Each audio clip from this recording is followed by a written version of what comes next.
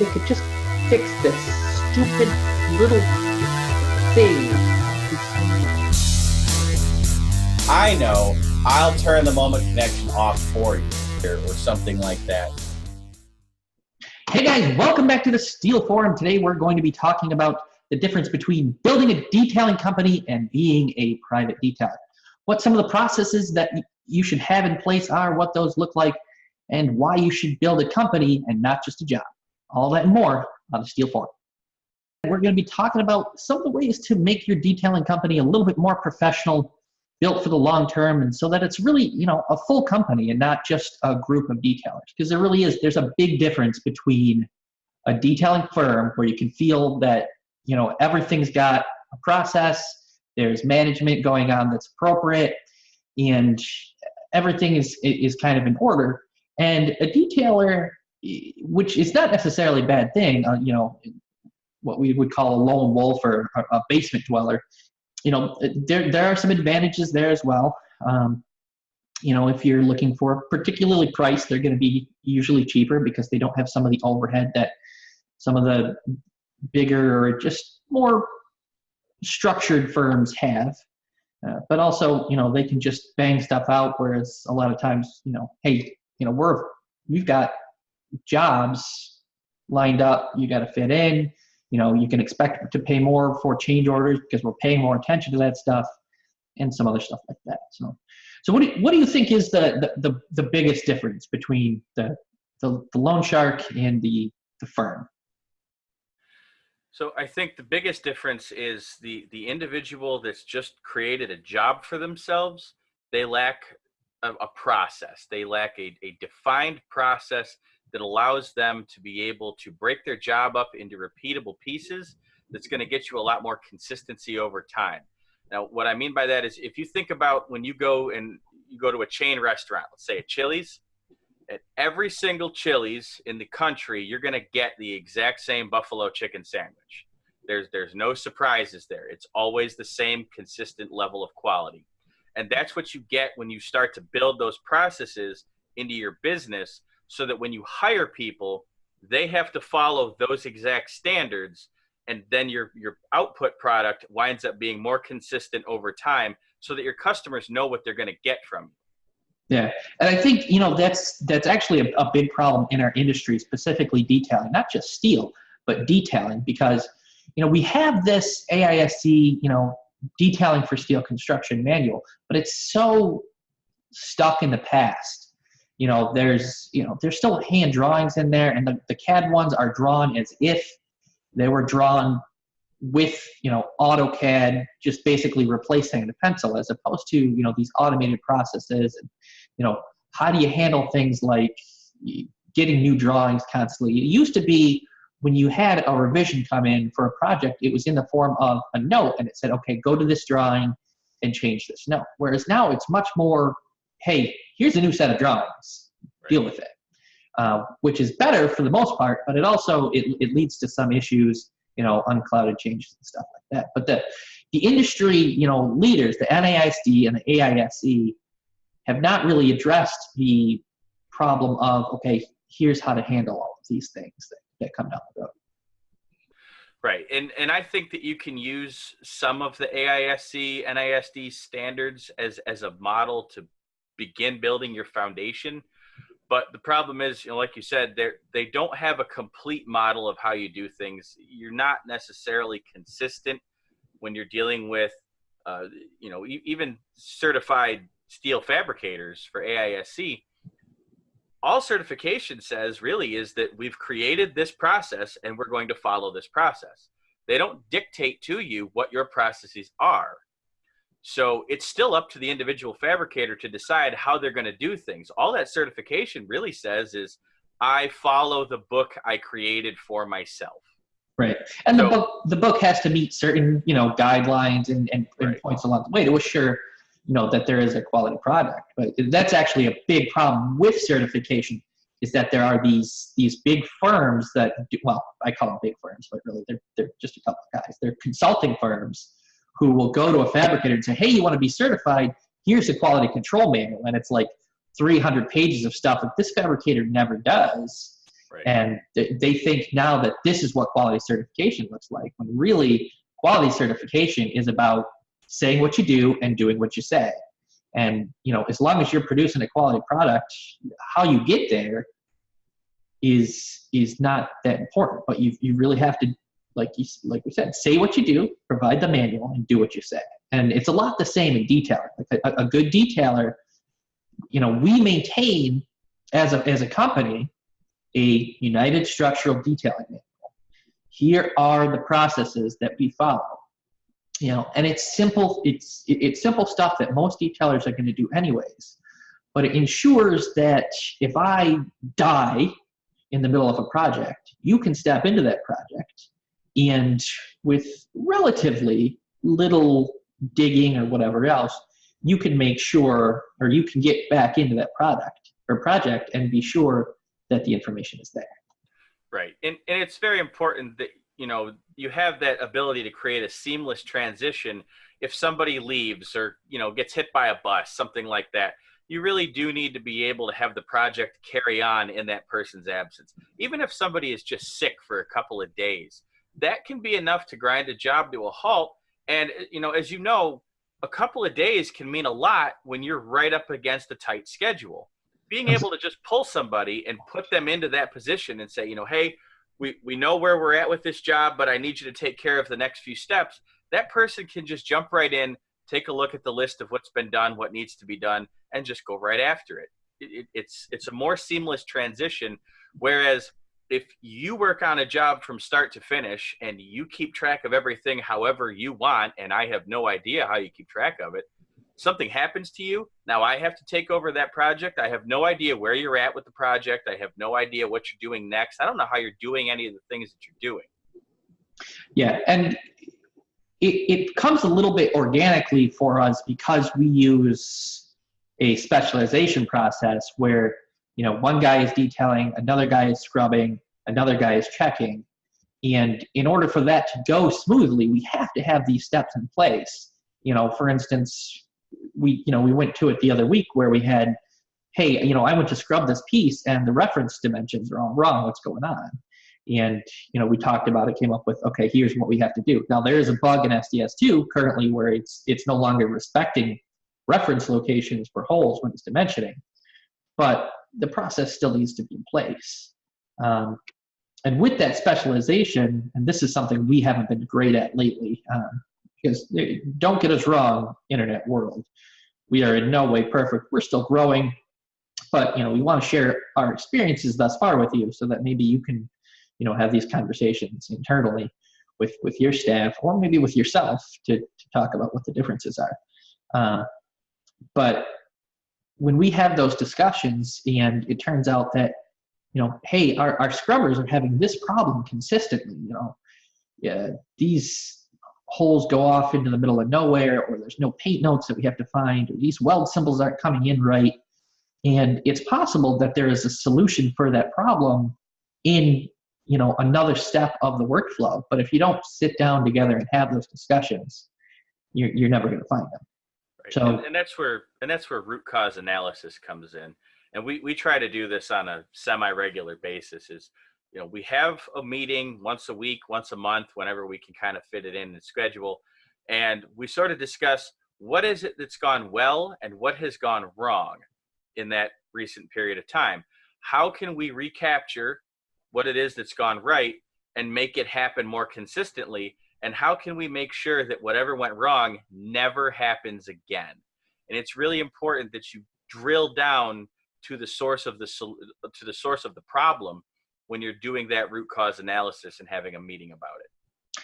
Yeah, and we tend to trigger that a lot. If we have a problem on a project, if it's, and not just something goes wrong, like we have a mistake in the details, but we lost money on the project, or we had to go back and forth, or we had this really bad experience, that should trigger, root cause analysis, which is really just a fancy set of words for, hey, what the hell went wrong? What's going on here? Why do we keep having this same problem? And it's the difference between going to somebody and saying, hey, you made this mistake, you're a jerk, don't make that mistake again, and saying, hey, you made this mistake. How could we prevent that mistake from happening in the future? And I mean, sometimes a mistake is just a mistake. And we've had it before, where I've talked to a customer, why did this happen? And we just overlooked it. The detailer and the checker both saw the same thing. And now that we're looking at it again and somebody else's perspective is coming here, we see it differently. But it wasn't a structural problem. It was just a mistake. And those do happen. But, outside of that, consistent mistakes or things that are happening repeatedly, you need to address the root cause. Yep. And this is something that we also started to develop kind of organically. And, especially over time, I've done a lot of reading, different books on business, things like that, to kind of flesh this out more. But when we first started the company, Nick and I, we created jobs for ourselves. We were detailers in a fabrication shop, and then we were just detailing, wandering loose for other fabrication shops. We weren't doing anything really different. It's just, we were just detailing. So the way it would work is I would start a project, and this is back in the day before we had, the cloud. So we were still cheap and didn't have an office then. We still operated out of our home offices, just like we do now. But, I would have to drive the hasp over to Nick's house, and then he would take it and work on it overnight, and then he would have to bring it back to me in the morning. And we just sort of traded back and forth, and we just worked on a job kind of at random. So something that would happen every now and then is one of us would make a change in the job, but the only thing we had to physically transport was the hasp. We were actually backing up our files and sending the files via Dropbox.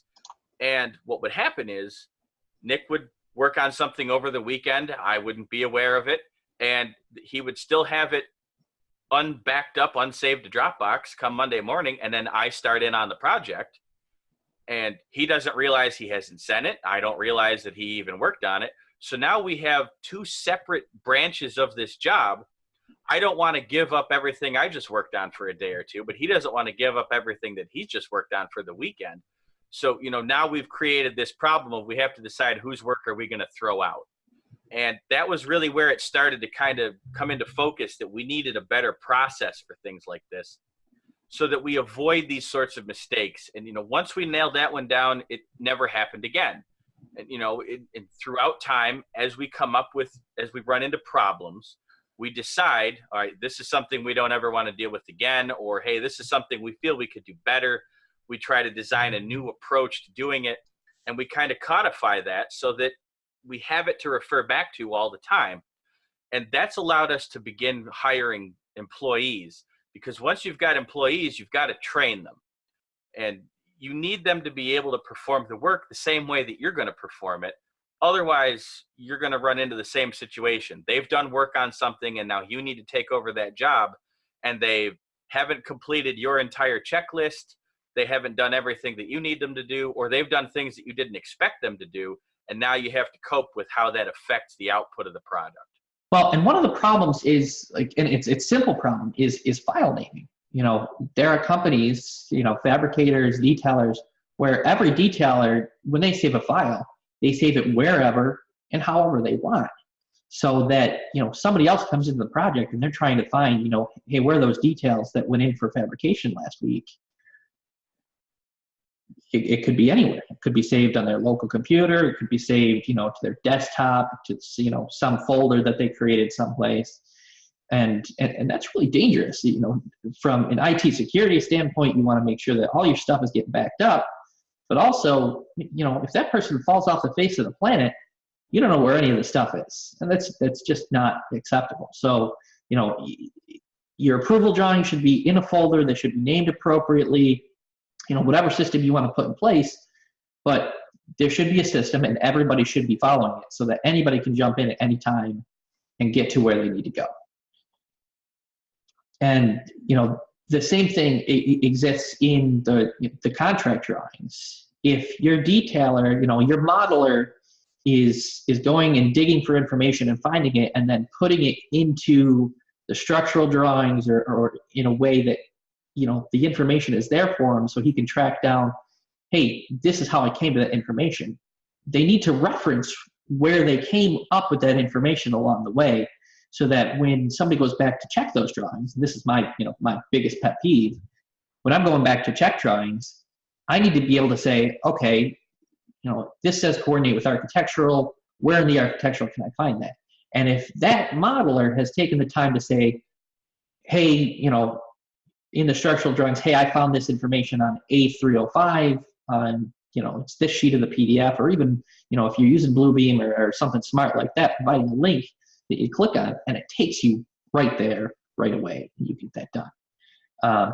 And that also brings us to a second point of keeping those contract drawings up to date.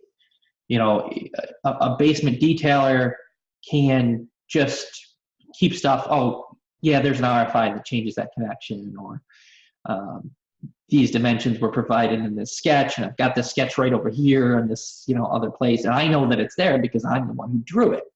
Whereas in a firm, with a system in place, you can't do that. You need to say, okay, it's right in the contract drawings, it points to it, it tells you what RFI it was. If I had a phone call with the customer that changes something, I write that down in the contract drawings, and it's all taken care of. So those things really make the difference between something that's got continuity, that's professional, and somebody that's working on their own. One of the other big differences between a small-time individual guy and a professional firm is going to be those other software products that that spending that takes the level up. They're not using trial versions of software. They've got, if they do a lot of sharing online, they use video conferencing software. They've got, licensed Bluebeam. They've got FabSuite. They've got the right CNC things. They're keeping a database of all the stuff that goes down, and all of that stuff is tracked. They're not afraid of spending a little bit of money to get the job done a little bit better. For some reason, detailers as a whole are just kind of cheap. A lot of them, they use old software because they don't want to spend the money on new software. They don't have the proper monitors, the proper equipment, whatever else, and you can feel it in their work where it suffers a little bit. Whereas, once you start running a company and you look at the aggregate of, okay, this thing is going to cost me $50, and you spread that out over productivity, it only takes an hour of productivity increase over the entire life of the product. That's $50 to replace it. So, maybe buying that nice programmable mouse is worth it, as opposed to buying a $20, okay mouse. Right. And the other thing to consider too is the added productivity of that improved software. I know detailers that work with a single 22-inch monitor, and they have AutoCAD that they purchased in 2006, and they're not paying another dime for it. And to them, they think they're getting away with life on the cheap. I'm not paying all this money for all this expensive software and all this equipment. They also only get to charge $20 an hour, $15 an hour for their work, because it's the only way they're going to compete with us, dropping $20,000, $30,000 per license on our software that allows us to do the work of 5 people in AutoCAD all at once, and 4K monitors and big matrix-like setups that allow us to really have our work kind of spread out, so that we don't need any paper drawings. We can reference everything very quickly. We can keep everything organized better. We spend that money up front, and it pays dividends for so much longer and allows us to make so much more money. Yeah. It's no contest. If you're out there listening to this right now, you're a detailer and you're working on a single 1080p monitor, or even 2, you should really consider stepping that up. Like, if a 1080p monitor was absolutely great, 2 of them was fantastic, 5 years ago. But with the advent of 4K or gaming, super widescreen monitors, there's so much to be gained. Especially, if you're looking at a 36 by 48 sheet, and you're looking at it on a 22-inch monitor, the amount of zooming and scrolling that you have to do to get a good sight of that is considerable. Whereas, we use 4K monitors. We've got, we each run 2 4K 39 inches plus additional other monitors. I've also got my Surface Pro here. I've actually got 2 of them, but that's just mostly for keeping a video playing or something like that. But all of these things add up to, I can get more work done. If I sit down at somebody else's computer and they've got a single monitor, I'm tearing my hair out because I'm like, even my wife, she's a teacher. She's trying to put together an assignment, and it's Alt-Tab, Alt-Tab, and Alt-Tab back and forth, and you lose the window and you go, forget about it, man. If you're doing this professionally, the $400 or $500 that you spend to get yourself another monitor, you'll make that up in 2 weeks of productivity. And if you're working for a fabricator or in-house for somebody else, go to them and talk to them and say, listen, I could be a lot more productive and happier if we spend this extra money. And monitors last for years and years, so it's almost a no-brainer. Yeah, when you consider what we used to be able to put up on a screen, I mean, it used to be you had your model on your 1080p, and then you had to turn to your physical drawings and mark those up on the table next to you. And then we went paperless, and it was this whole big deal of, I can have my drawings on one 1080p screen, and I can have my model or my drawing editor on the other. And what we quickly realized was more screens better, because even doing that, on that second screen, you've got your drawings, but it's your drawings, not drawing. So you need to click between all of the different tabs. So you're still effectively, like you're working with paper, you can only see one thing at a time unless you spread it all out over a giant table. So now I've got, on my 4K, I have a model, I have the drawing editor, so I can compare when I'm working on my plans to see what it is that's going on there. Up on my upper 4K, I've got it split multiple ways. So I've got structural plans, architectural plans, structural details, blow-up details, RFIs. They're all on my screen. I can see everything. Yeah, and when I'm checking drawings, I'll have 6, 7 different drawing windows open. It's all one session of Bluebeam, but I've got that split out all these ways across multiple monitors. Right. And also, I want to see the model, and I want to see, the person, if I'm working on a project with you, I want to be able to see your screen, and email and all of these other things. And that having that screen real estate is a no-brainer. Right. It's huge.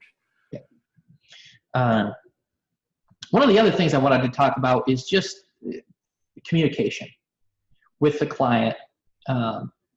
And one thing that we do that our customers have seemed to like and that has been helpful for us is when we start a project with a new client, we send them out a new client questionnaire, which goes through things like, hey, what are the connections that you want? What are your preferences? Do you have a requirement for CNC? Do you need DXFs? Do you use KISS files? All of these things. And hey, do you want this detailed in position? Do you want it sloped?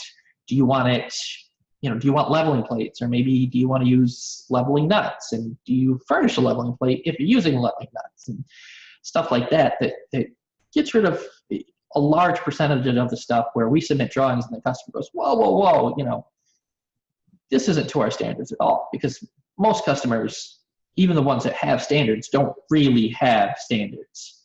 They think of standards as something that they've created, but really it doesn't answer all the questions that we need. And we've had it where I've been detailing for 16, 17 years, and I've never seen somebody do something this way. And so we would never think of doing it that way. And then, a customer comes to us and they're actually upset that we didn't do this thing that we've never done before. And they're like, everybody does it this way. Right. They're absolutely livid that we did it some other way. Right. And, they genuinely believe that their way is the only way.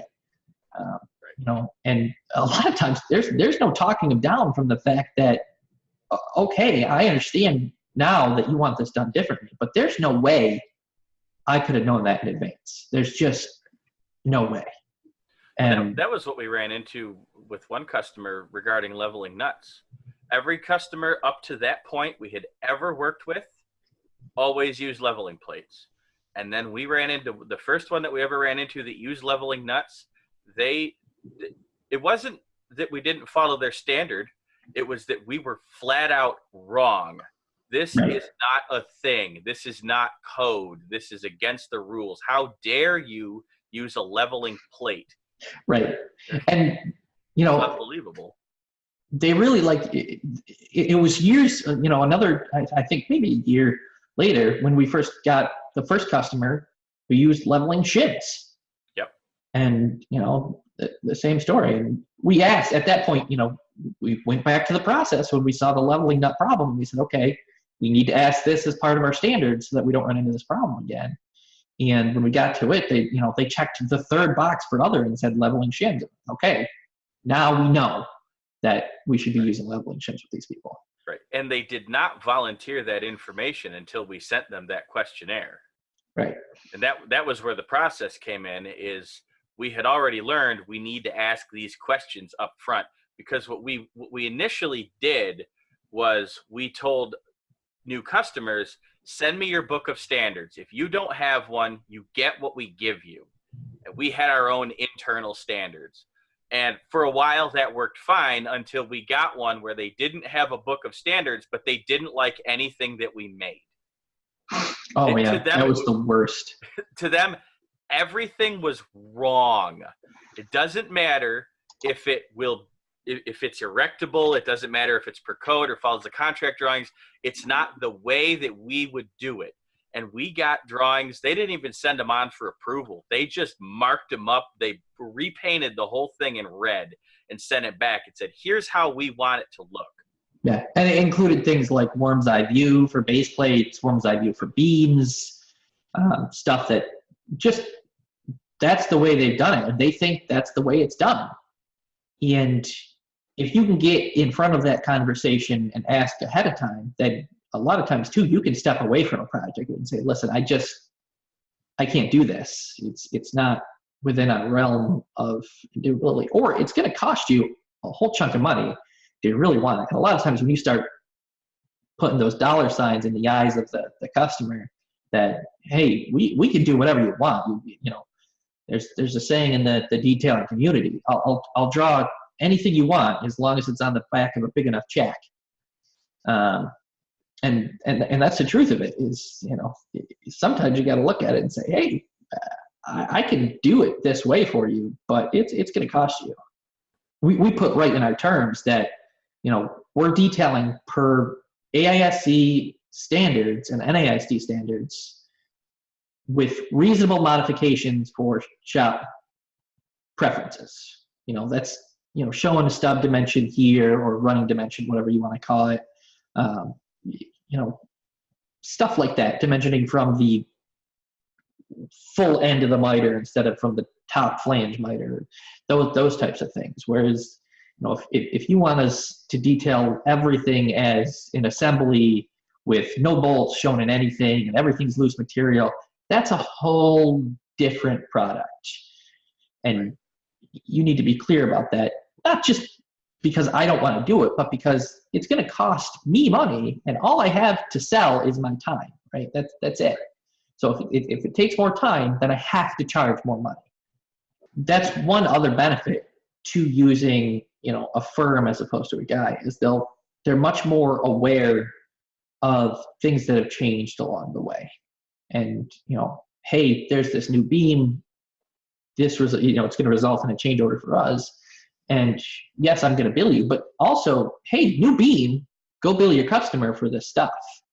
And be aware that, this time to make these revisions, all of this stuff is a real thing. There's a, significance behind it. And if you ask me, as a guy who's got all this stuff documented going back, I can provide that to you. And even 6 months from now, when your customer goes back and they say, oh, we want liquidated damages because your detailing took 6 months and it should have only taken 4 weeks. And then we can go back and say, nay, here's the date it went for approval. Here's the date it didn't come back. Here's the date we got revised drawings. Here's the date we got re-revised drawings. Here's the date we sent this critical RFI and all of the changes that came back. And because we have these processes in place, you can rely on us to give you that information later. And 6 months from now, when you say, hey, they asked, why did we change this beam size? And you come to me, I've got those backups. I've got all that information archived, and I can say, 6 months ago on this date, I had a phone call with engineer blank. I followed up with an email on this date. He confirmed it. Here you go. And then you go get your money. Right. And having that backup is a huge sigh of relief for any project manager that, realizes they just got pinched in something, and it's starting to look like it's going to cost them a fortune, but we provide them with all that backup information that they need. And now all of a sudden they're going to get a bigger check. Right. It just turned a back charge into a change order for them. And who doesn't like that? They, other than the person that's going to pay the change order, I suppose, but they slacked off first. So there's that. But that's what you really want to do in order to help protect yourself and protect your customer, is to develop these ways of keeping track of all this information. The information on a job isn't just what's in the contract drawings anymore. There's projects with 50 or 100 RFIs going all the way down to the smallest detail up to the biggest. Is this ASD or LRFD? Why would you not include that in a spec or the contract drawings? And they don't sometimes. But they'll sure list the loads, but they can't get back to you in 4 weeks as to what the RFI response is on that, whether or not it is ASD, LRFD, which version you're using or anything. It's stuff like that begins to build, and it builds right from the beginning. We had a job, we're on a job right now. We're on our third set of contract drawings, 45 pages of structurals that have to be painstakingly reviewed every time because they're full of unclouded changes. So we have to go through and mark all of those changes and note them because this job's already underway. If we don't make that change, it's going to get all the way through and the checker's going to catch it. And now we have to fix a lot of stuff because it wasn't noticed and it wasn't dealt with in a systemic, reliable, consistent manner. I think we've addressed the primary thing, which is kind of process, documenting it, and editing it from time to time. Specifically, sit down with your detailers, with your scrubbers, with your modelers and your project managers, and have these discussions. Talk about what is going on in your process, where mistakes are coming from, what's costing you money. If you're a detailing firm out there and you're not having meetings, even if they're relatively informal, and addressing the systemic problems, then you're really, you're missing out. And don't just have the meetings, but actually update your process and document your process along the way. We just, a few months ago, we hired a new guy, and we're training him. And as we go, when he has a question, and we've documented that process before, we can just say to him, hey, go back, here's the process, here's what we want you to follow. And if there's a problem with it, we can say, hey, here was this process, why didn't you follow it? And then we can address that too. So, guys out there in detailing world, whether you're, an in-house detailing, you're a detailing manager for a fabricator, or you're, running a detailing firm or thinking about starting your own detailing firm, start thinking about those processes, the depth of them. What do you want to document? What are the things that you really need? What should you be spending money on? And what should you, not waste your money on? Keep those things in mind. Make sure that you're, customer focused, making sure that they get what they want, and you should do pretty well. That wraps up our video on building and utilizing processes to help develop your detailing business. Don't forget to click those like and subscribe buttons, and also make sure you ring that notification bell to be alerted when new videos are posted. Thank you for joining us on the Steel Forum. We'll see you next time.